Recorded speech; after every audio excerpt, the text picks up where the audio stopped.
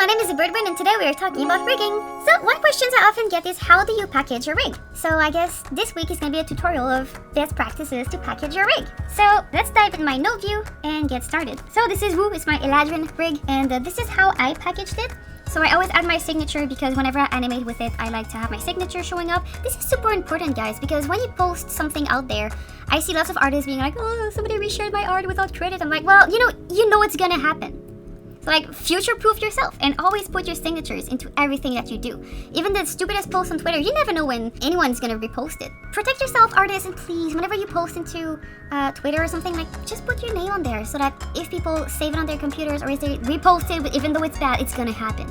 So just protect yourself and always add your signature to everything you do. Alright, so after my signature, what I want to show you is what I do with the rough layer.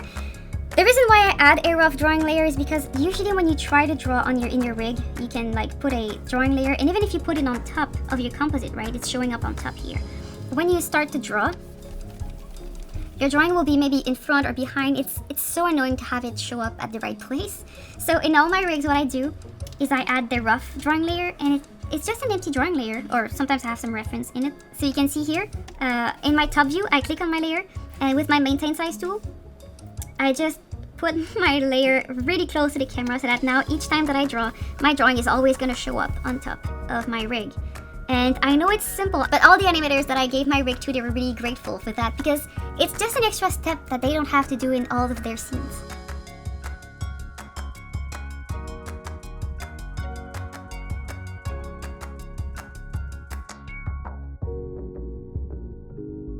In terms of compositing, most of my rig comes with a pretty simple setup. It's just my classic inverted matte blur cutter with a blending node. It's very simple, but it does the job. It's got little cool shadows here and there. You don't need to add this. It's just that I was tired of always adding it in my scenes, so now I just put it there. By default, it's there. So that's just me. You don't have to put it, but I do like to save up basic compositing in my rigs when I need. Then I have my actual rig. So my actual rig is grouped in there. So this part could be a tutorial on its own, just how to separate the things in your rig, so I'm not going to do that. The only thing I want to talk about is this part, the master controller box. So yeah, I put all my master controllers in the same box because it's easier to find them if I need to redo them, which you'd need to because you can't edit them. If you need to change the master controllers, you need to redo it. And I like to have them all at the same place because it's easier to manage. And also, if I just need to see quickly something, I can go here, click on my box, show control, and just see all my master controllers. I know there's like a view and a button for it out there to do it, but yeah, it's just quicker to just click on the box and see them.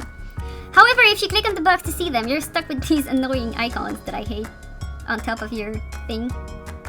These are just the pegs icons, so if you don't want that, it's not a problem at all. You can just go in your node view, and instead of clicking on the box, if you want to be more precise, you can just like highlight them like this and make them show up with the show control button, and they're gonna be here without the annoying icon that your peg would have. And that's it.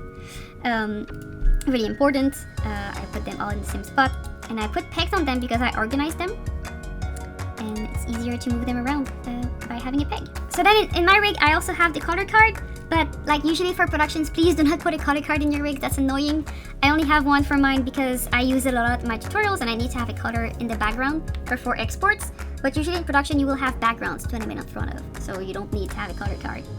It's better to have your rig alone. And then all I do is I take my package and I copy paste it in my library. If you have any questions about the library, you can check out my library video. And with that, have a wonderful week. Bye bye!